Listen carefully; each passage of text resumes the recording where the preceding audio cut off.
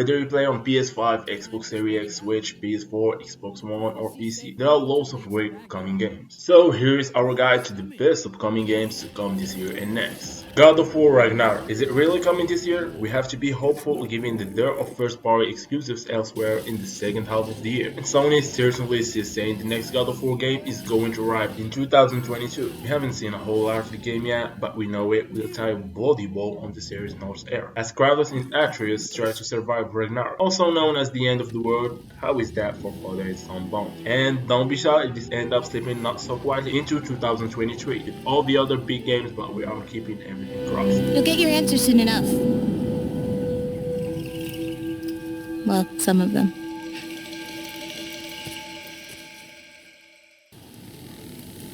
I'm sorry, Amicia.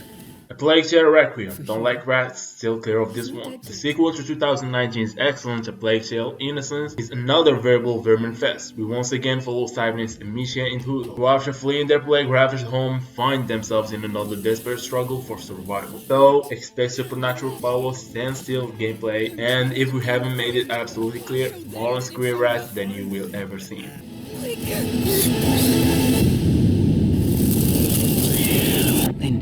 Sergeant McTavish! Welcome to the city. Surprise, there's another Call of Duty game coming out this year, and the world's most famous shooter has come so full circle that entirely new games now have the same names as old ones. Not to be confused with 2009's Call of Duty Modern Warfare 2. Upcoming Call of Duty Modern Warfare 2 is a direct sequel to 2019's Modern Warfare reboot, which brings back a host of player characters for another globe-trotting single-player campaign. On the multiplayer side, it's business as usual with two new mods thrown into the mix Knockout, where two teams attempt to capture a package with limited lives. There is also the round-based prisoner rescue, in which one team must breach enemy defenses in order to extract a hostage. You're the commander of a foreign terror organization.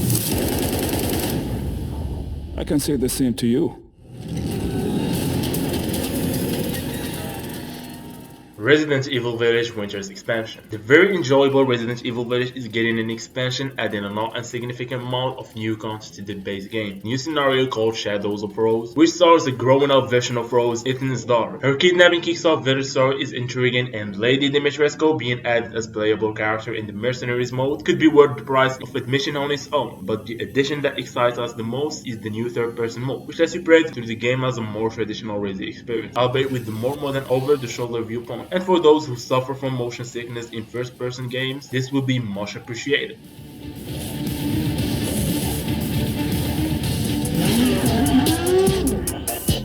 Need for Speed Unbound. It's been a long time since the glory days of Need for Speed, but it's notable that developer Kitchery, known for making Burnout and some of the best Need for Speed games, and the long-running series is back in the driving seat for the first time in a decade with Need for Speed Unbound, an open-world racer that will only be available on current-gen hardware. The game is going big on art and graphics, as evident by its eye-catching visual style, and it will be trying to rub the police up the wrong way as it tours around the fictional city of Lakeshore, in typically enormous selection of customizable supercars. And we know new Forza Horizon, we are really hoping this one is a Metacritic button return to form for EA's series.